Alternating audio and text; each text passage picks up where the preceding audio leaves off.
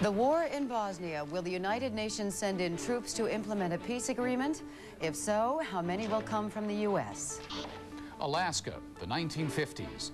Did the U.S. government put native people in danger by giving them radioactive drugs? And a therapy group for people who claim they were sexually abused by their parents. Good. Say that again. Did you ever touch me? Great, great. But are therapists helping patients remember things that never really happened?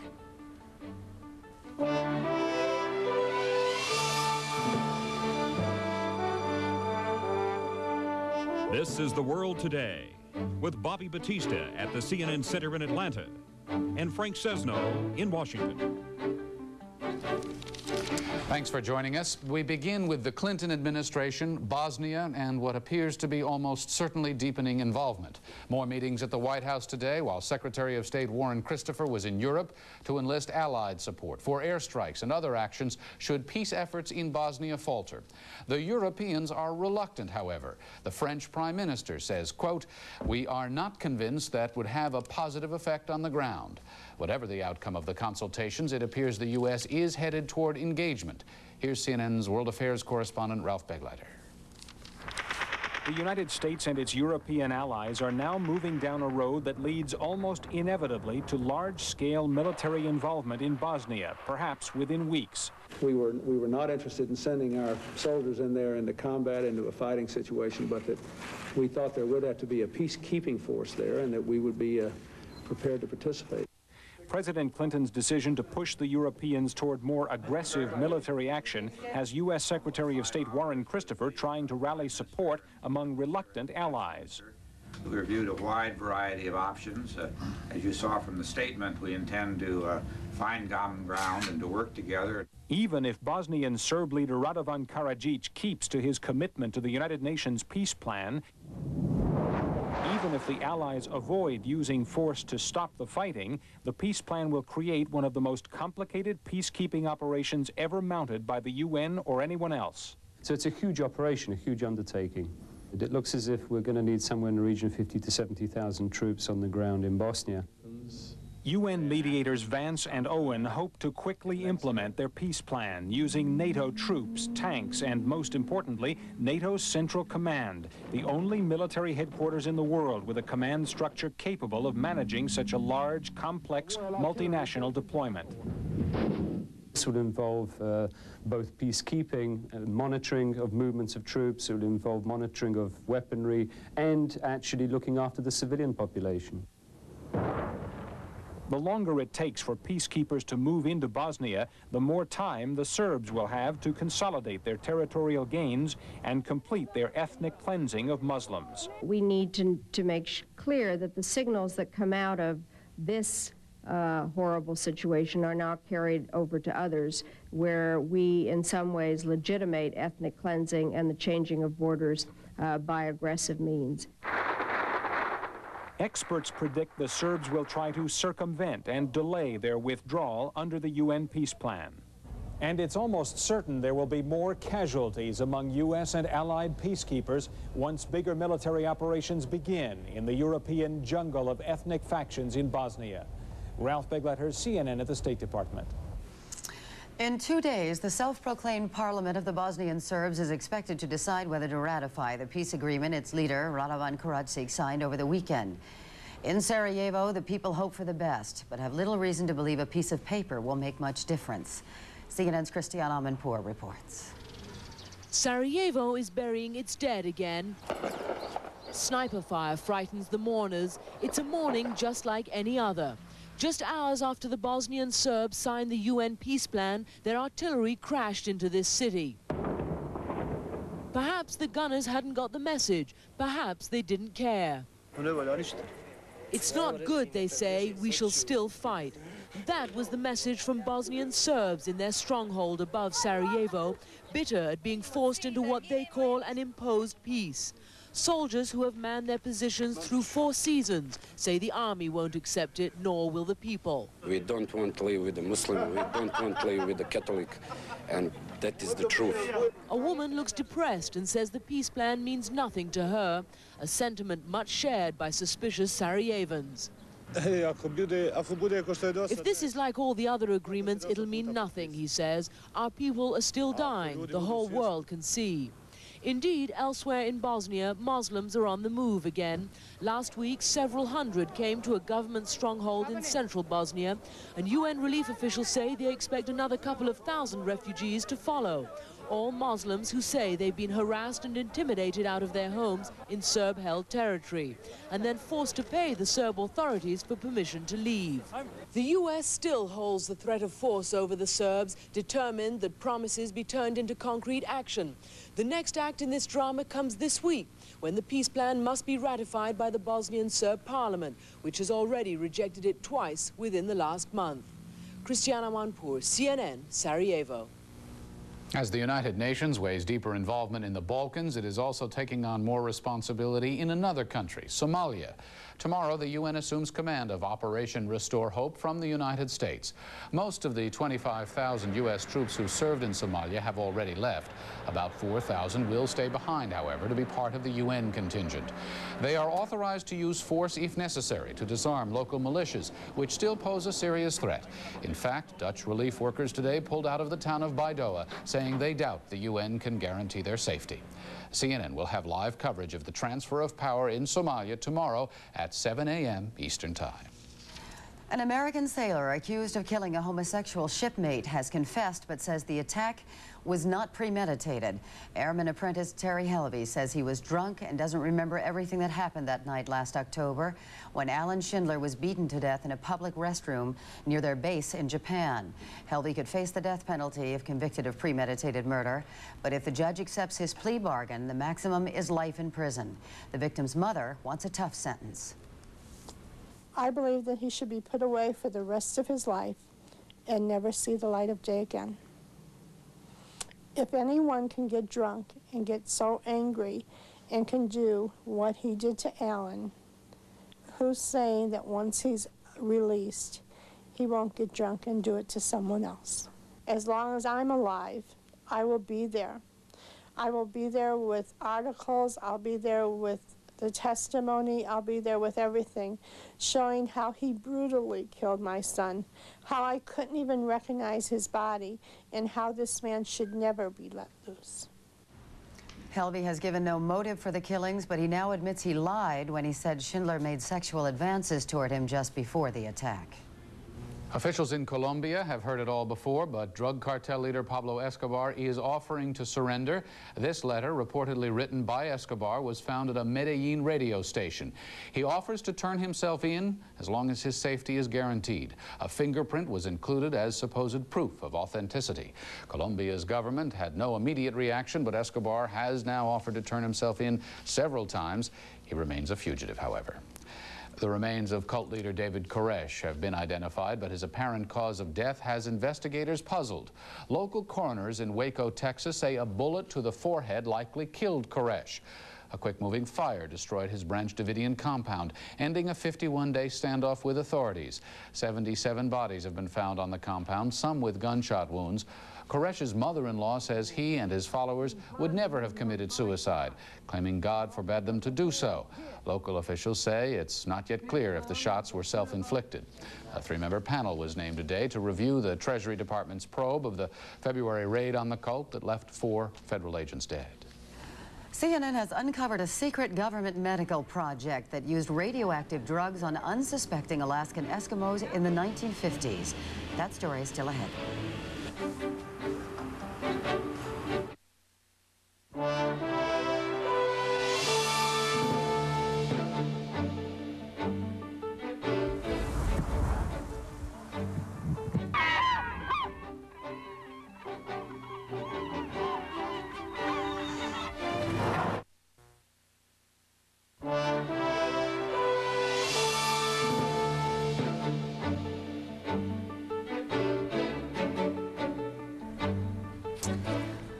Doctors hired by the U.S. military gave Alaskan villagers radioactive drugs in the 1950s as part of a medical experiment.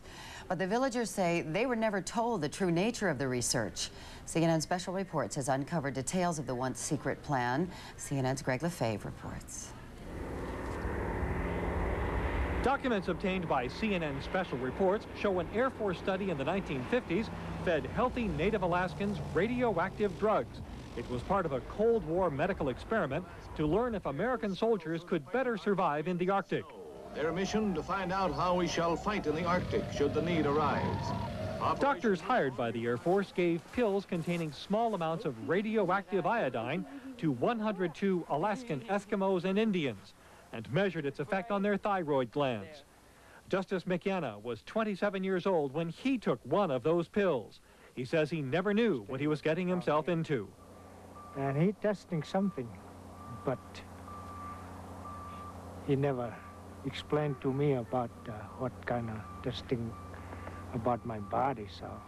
The researchers picked 6 native villages on Alaska's west coast and interior. One was a village of 200 Eskimos at Anaktuvuk Pass. Bob Aguk was 26 at the time. He thought the Air Force doctors were studying Eskimo diets. He knew nothing about the radioactive tracer he ingested. As with his fellow villagers, the doctors did not explain what they were doing to him. No, they never did. I mean, I don't know. I don't remember telling me about anything. Maybe if I know and I could refuse to take it, probably. The Air Force researchers believed the thyroid gland might hold some clue as to how Alaska natives could survive so well during intensely cold Arctic winters. And though it was considered top-notch scientific research at the time, today those experiments are sparking outrage and raising health and ethical questions. Alaska's U.S. Senator Frank Murkowski wants the government to investigate. There's no evidence in the report to suggest whether they knew what they were receiving, nor was there any follow-up. And that is a cancer-causing radioactive component, and the implication of people being used as human guinea pigs is something that we simply got to find the answer to. I'm not sure that rounding up some very illiterate people in rural areas and asking them to participate in a medical experiment when they don't really understand what medicine is going to get anywhere close to qualifying as an informed consent. Dr. Corey Rodal ran the experiment. He lives in Norway now, and speaking by telephone, he continues to defend the 40-year-old tests on the Alaska natives as perfectly safe. I wouldn't call the iodine-131 dose radiation. I mean, it's a small amount. They were probably exposed to much more radiation from the Russian bomb. Specifically, Russian atomic bomb tests, which explains the U.S. government's extreme interest in Arctic living conditions. This was in 1950 to 1957, at the time when the Cold War was at its coldest, and the shortest distance between America and Russia was across the North Polar Basin. And this was before the rockets were available, so that they were flying military airplanes in the air all the time with atomic weapons, and they were concerned about the crews if they had to go down on the ice, so they would survive until they could retrieve the bombs and so on. If war comes again, military authorities agree the strategic center will be the North Pole. And therefore, we felt that if we could make a study of the Eskimo to find out how they got along, we could perhaps learn from them so that we could do the same as they do. Ironically, this battle of the Cold War was fought in a place that was not yet one of the United States. Alaska at the time was still a territory. Many natives had little contact with the outside, and most spoke no English. Even today, many of these American Eskimos continue to lead simple lives and are surprised that their trust in the U.S. government was violated. If he tell me I don't understand him anyway, that time I can speak in English, or I don't even know understand in English that time. I should say only, yeah, that's all I speak in English that time, I guess. In her native Nunavut language, a female elder, Dora Hugo, recalls taking pills at the nearby Air Force camp. I remember getting the test, but I don't recall what was the study for. 4 decades ago, the Air Force doctors won Native cooperation by impressing the village leaders. They used a bit of 20th century medical magic. We had with us a portable X-ray machine which generated an X-ray so that we could take an X-ray picture of the chief's head with his brain and everything showing, and he was so impressed, of course, that he joined us immediately, and we were then permitted to live with them, share everything with them, and make a very thorough study of their metabolism, and nutrition, behavior, hunting, and all this sort of thing. These people were still nomadic hunters and gatherers as recently as the 1950s. So at the time the researchers were coming in here in the early 1950s, these people were just beginning to settle down. You know, formerly they lived in caribou skin tents and moss houses and traveled through the mountains by dog team and sled in the winter and on foot with pack dogs in the summer. So they're intelligent people, but they certainly weren't sophisticated in the ways of the Western world. Clearly the government did break a trust because those people were willing to go through these procedures, and the government really owed them an obligation to follow through, and that's what we've got to address now. A follow-up today to the Air Force study will be difficult. As many as half of the natives may have died since the 1950s experiment. No one knows whether the tests themselves may have caused the Alaska natives to suffer medical ailments, because the government never went back for a second look. We do know that 17 Caucasian soldiers received the same doses as the natives, but unlike the native Alaskans, the white soldiers knew what they were taking. Results of the medical experiment show Alaskan natives had no genetic advantage in coping with the cold. In the end, these healthy natives had unknowingly been exposed to radioactive material by the U.S. government that had pledged to protect them. Guinea pigs of the Cold War. Greg Lefebvre, CNN Special Reports, Arctic Valley, Alaska. The doctor who conducted the test says they were perfectly safe and not part of any military experiment. Time now for a check of the day's financial news. Lou Dobbs joins us now from the Business News Desk in New York. Lou? Frank, thanks. Investors on Wall Street today celebrating the first trading session of May. A modest gain on the Dow Jones Industrials. A strong interest in automobile and drug stocks lifting the average. The Dow Jones Industrials up 18.91, finishing at 3446.46. New York Stock Exchange volume not up to recent trading levels. 224 million shares traded today. The buying broad-based as all of the secondary and broader markets closed higher on the day. More indications today that the economic recovery is faltering a bit. The National Association of Purchasing Management's index dropping last month, signaling a slowdown at the nation's plants and factories. The Purchasing Managers Index down almost 4 percentage points to 49.7 in April. A reading below 50 generally indicates a contraction in the manufacturing sector. The employment component within that report also declining, and in the construction sector, spending in March dropping for the first time in 7 months. Many analysts blaming the rough March weather for the drop. Well, those weaker economic reports pushed bond prices higher today. The Treasury's 30-year bond up 30 seconds in price, and the yield moving down to 6.84%. The dollar mixed on markets, down ¼ yen against the Japanese currency, off 1/3 of a penny against the Deutschmark, up, however, almost a cent against the pound sterling. Ralph Nader and the National Insurance Consumers Organization urging homeowners to boycott State Farm and the American International Group, AIG.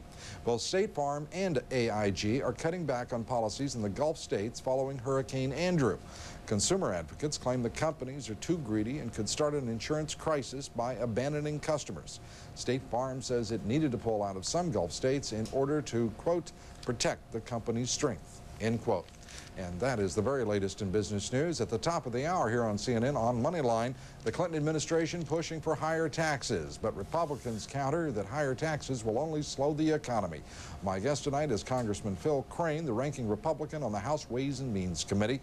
Join us for Moneyline, 7 o'clock Eastern, 4 o'clock Pacific. Now back to the world today and Frank Sesno. Frank?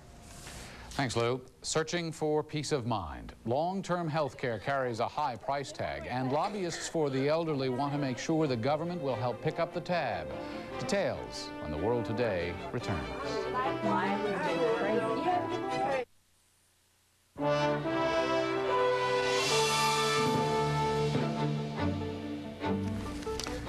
As As the Clinton administration wrestles with health care reform, one of the issues causing major headaches is long-term care, which is expensive and complex.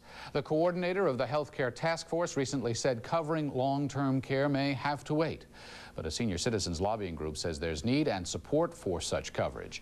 CNN medical correspondent Jeff Levine reports. A leading advocacy group for the elderly says Americans want long-term care, but don't know how to pay for it. Long-term care is no longer an option. It is a necessity for the American family. It must be included in health care reform. In a new poll, the American Association of Retired Persons says 90% of those surveyed believe long-term care is an important part of any reform package. 57% say they're worried about being able to afford long-term care for themselves or a family member. When asked if they would be willing to pay more taxes for a health program that included long-term care, not quite half said yes. Many families are very deeply concerned about long-term care and clearly are looking to the leadership of the President and Congress to give them that peace of mind. Those with incomes of less than $15,000 are least willing to pay the additional tax burden, according to the poll. While the AARP poll argues strongly for governments assuming the burden of long-term care, another recent poll from those in the nursing home industry comes to another conclusion.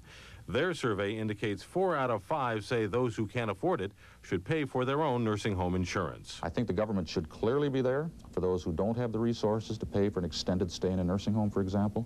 But should the government be there to also pay for that individual who can plan for his own needs? Wilking says a government-funded system would be short on cash and quality. Solving the problem will be no easy matter. The last time Congress tried to deal with long-term care, it was a fiasco. The Catastrophic Care Act was passed in 1988, then almost immediately reversed. I think that's one of the major lessons learned from the catastrophic experience was that that bill did many good things, but it did not address the major anxiety and the major concern that many people had, which was long-term care. Paying for long-term care won't be easy either. The latest estimate from the Health Care Task Force says the entire reform program could cost $150 billion a year. The long-term care component, about $15 billion annually. Jeff Levine, CNN Medical News, Washington. Winemaker Giulio Gallo is being remembered today as an industry leader. The 83-year-old died yesterday in an accident on his California ranch. The Jeep he was driving plunged down an embankment and into a pond. His wife remains hospitalized in serious condition. Giulio Gallo and his brother Ernest created a wine industry that controlled 26% of the U.S. wine market. Its income estimated at $1 billion a year. Wine critics said the Gallo brothers had a label known for quality, and they sold it for a reasonable price.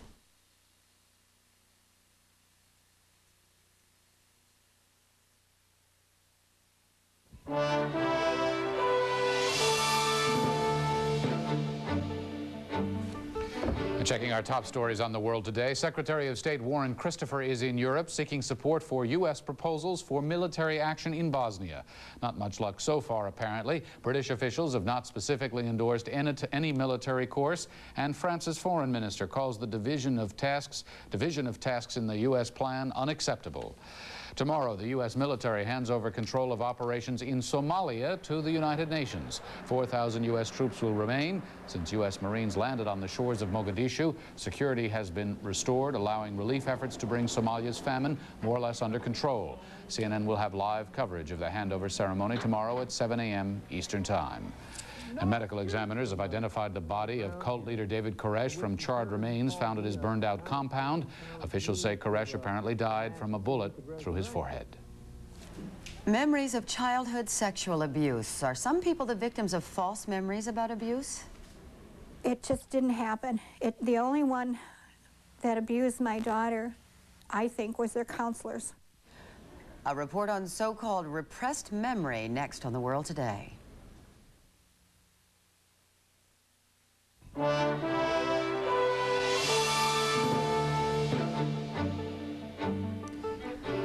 Families across the country say they're being torn apart over false allegations of sexual abuse.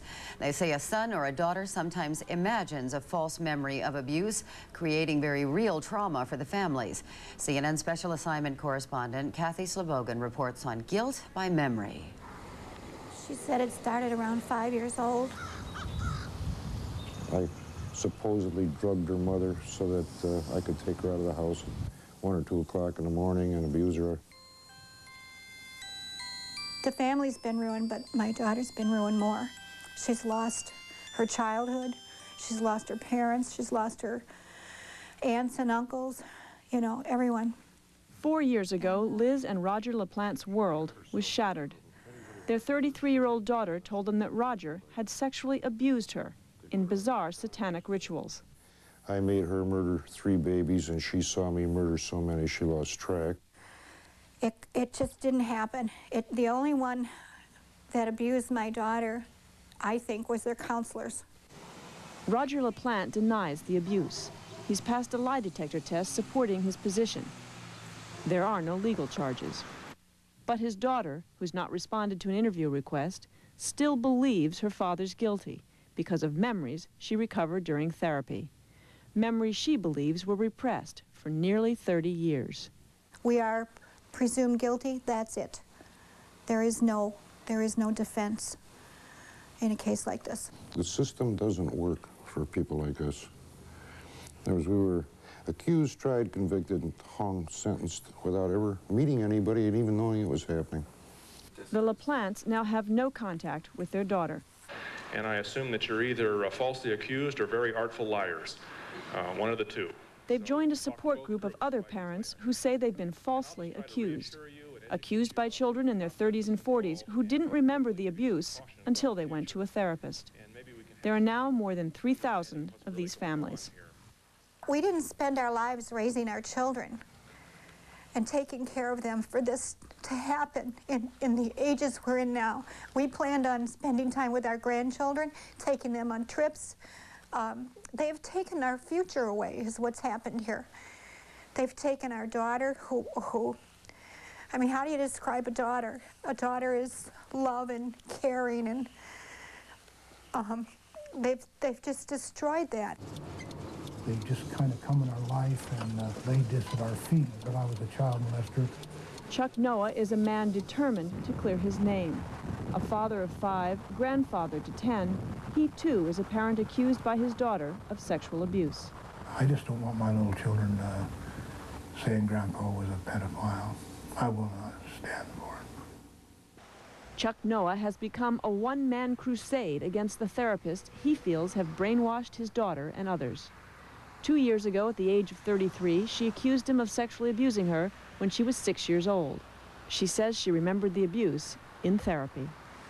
It all starts with therapists. It all starts with therapists. She said, this is so awful that I have to call my therapist periodically to be sure it's true. The Noahs raised 4 other daughters. All of them say the sexual abuse of their sister never happened. We just know it's not true, and our dad did not do this. There were 5 girls in a bedroom. My mom didn't work, and she didn't have a car, and so I don't know. She doesn't explain a lot of it, but all of it is news to us. Chuck Noah has also passed a lie detector test, but it's made no difference to his daughter or her therapist. They both refuse to be interviewed on camera. The Noah's daughter no longer sees them or comes to family get-togethers. Jean was the closest to her sister. Yeah, I was shocked.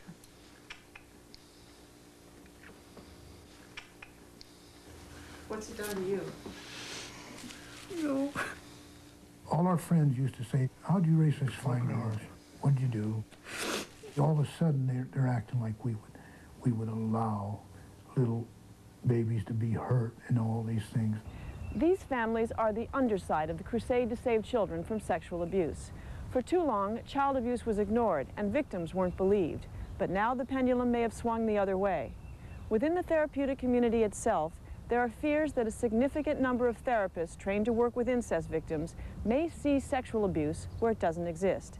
That in their zeal to uncover abuse, they may be inducing so-called repressed memories in vulnerable patients, memories which may be false. The theory behind repressed memory is that small children who are abused bury the memories because they're so traumatic. To get at those memories, therapists use techniques like hypnosis or getting the patient to imagine abuse that might have happened. And there are books, like The Courage to Heal, the Bible of the repressed memory movement. It says things like, if you don't remember your abuse, you're not alone. Or, if you think you were abused and your life shows the symptoms, then you were. Keep going with it. She's got a hold of him. You're doing great. There are many patients who believe in their memories, believe they are the key to their recovery. I feel too disgusted. I can't believe that I met her when someone hurts me. This is an incest survivors therapy group. Linda is symbolically confronting her father for abusing her, abuse she did not remember until she was 33, and which her father denies. I didn't deserve it. I don't want you to ever touch me again. Ever. Good. Say that again. Did you ever touch me? Great, great. Keep going. Repressed memory therapy is one of the fastest growing trends in the mental health field. Many therapists who work in this area say false memories are rare. The number of cases that I've seen where the memories are false are very, very, very few. Psychologist Renee Fredrickson is a leader in repressed memory work. I know there's a group that would like to believe and purports to believe that this problem is caused by therapists misattributing authenticity, and I wish that were true, but it hasn't been what I've seen. There are far more sexual predators than there are bad therapists. The therapeutic community itself has difficulty overseeing what goes on inside the privacy of a therapist's office.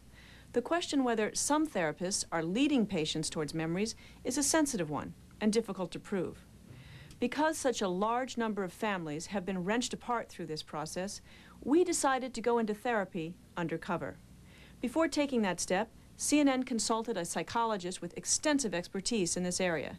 We asked him to help us define symptoms for our undercover producer, which would not necessarily point to child abuse. Basically, I've just been kind of depressed. I guess it started about 8 months ago. Our CNN producer took a hidden camera to tape this therapist, whose identity we decided not to reveal. But she's typical of the type of therapist causing concern. She has counseled at least 6 people we know of who went to her for other reasons and came out accusing their parents of sexual abuse. The words here are her own, but we've substituted another voice. You mean your sexual intimacy? Yeah. Our producer said her depression had affected her marriage and lessened her interest in sex. She discussed her family history, and the therapist asked about childhood memories. At the end of the very first session, the therapist suggested a diagnosis. It seems to me that you have the symptoms of someone who could have experienced some sexual trauma. Our producer never suggested she had been sexually abused and said she had no memory of it. Do you get many women like this? Many. Many. And they forget? Yes. Yes. They forget. They have no idea. In fact, I mean, what you've presented to me, Leanne, is so classic that I'm just sitting here blown away, actually. The therapist then told our producer to read a book about repressed memories.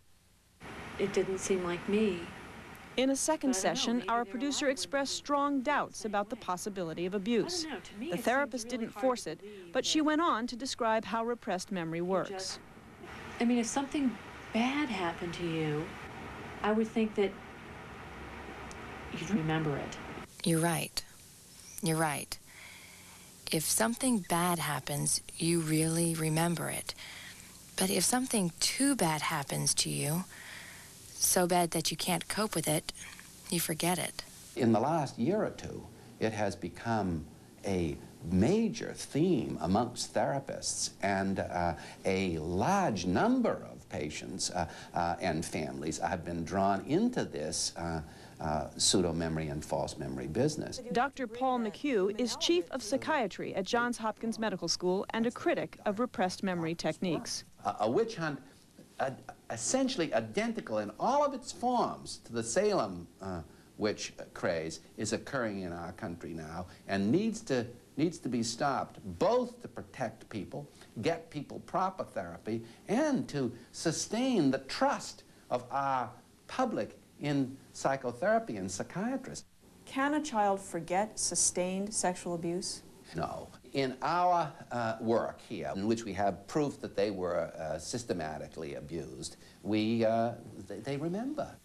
Dr. McHugh is not alone. Memory researchers like Elizabeth Loftus have grave doubts about the validity of repressed memories. False memories can sound very, very real. Loftus is at work on an experiment where subjects are told by a trusted family member that they were lost in a shopping mall when they were small. We convinced them that they were lost, that they were very unhappy, they were crying. We're seeing that people will adopt this suggestion, they'll elaborate upon it. 2 weeks later, they are telling you exactly where this happened. It was in front of the Hickory Farm store, and it looks exactly like a real memory. But why would people be so willing to believe their own parents had abused them?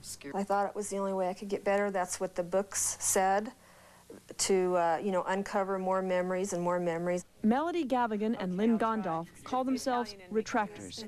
They're part of a small but growing network of former patients who say their abuse memories were false, created by therapists who pressured them to imagine abuse. Did you have doubts? Yeah, and when you ask them, they've got a good answer for that too. It's normal, it's natural, it's denial. Why would anybody make up these memories if they weren't true? Because it gives you a simple explanation for the pain that you're in.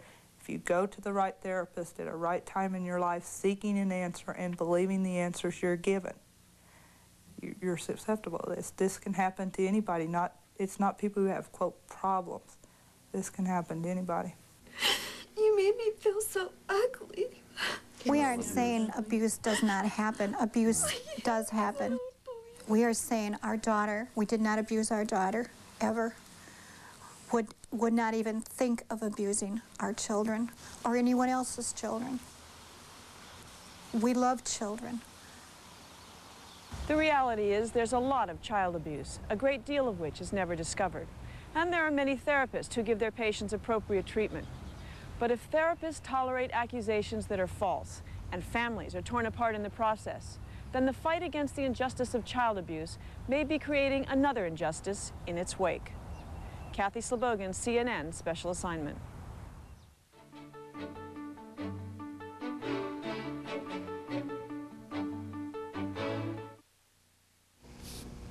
The crew of the shuttle Columbia took time out to pose for a group photograph today. The 7 astronauts are working around the clock on more than 80 experiments.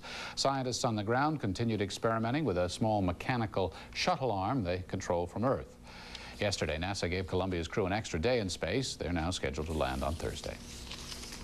While the NBA playoffs continue, the teams that didn't make them aren't exactly sitting around. They're already working toward next year. Jim Huber joins us now with details. Bobby, crank up the music. The coaching merry-go-round is going in circles again, with rumors of impending demise being spread about at least 2 coaches still in the NBA playoffs. One team that didn't make them hired a new man today.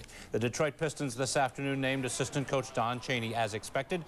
Their new head man, replacing Ron Rothstein, who was fired just last week. Chaney, who coached the Houston Rockets once upon a time, was the NBA's Coach of the Year in 1990-91.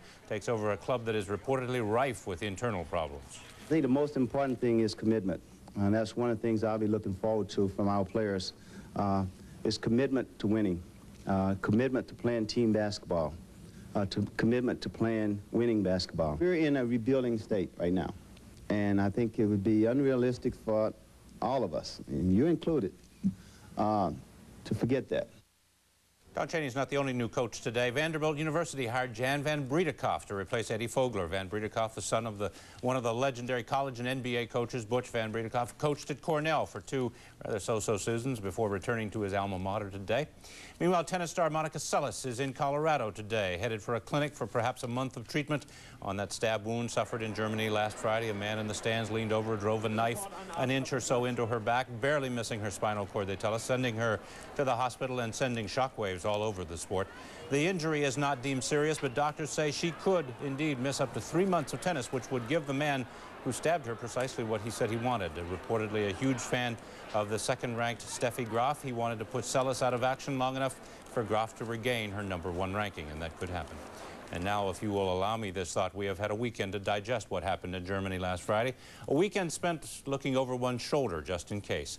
The memory of Monica Seles collapsing at courtside, a grimace burned into her young face by the pain in her back, a knife wound of all things, put there by a man who didn't like the fact that she was #1 in the world and his heroine was #2. That image so indelible in all of our minds, but particularly in the minds of the athletes. What is so wonderful about our sporting life is the closeness to our stars. While we could probably never get within acres of a rock star or a politician, we are often allowed to walk within whispering distance of a Michael Jordan or a Dale Earnhardt, a Pete Sampras or a Barry Bonds. It is part of the magic, part of the attraction. And so it was a weekend spent assessing that magic and wondering what it would be like if they took it all away from us. Like soccer in many countries where great expanses of wire mesh now keep the fans from the athletes, or vice versa. If you have ever been to a NASCAR race or a Winston drag race, one of the great delights for many fans is the ability to actually walk through the pit areas and hang over a driver's shoulder as he checks out his engine, become part of the scene, not just a spectator. But one fool, one simple-minded idiot like the fellow in Germany last Friday could erase that forever. How close can you get to Michael Jordan or Shaquille O'Neal or any of your NBA favorites? As close as a ticket and some timing will allow. While depending upon your reach, you could even high-five Charles Barkley if you happen to be in the right place at the right time. Imagine one imbecilic act taking that magic away. Monica Seles can. So can the rest of the athletic world in her wake. Just a thought. More sports as the evening progresses here on CNN, and The World Today will continue right after this.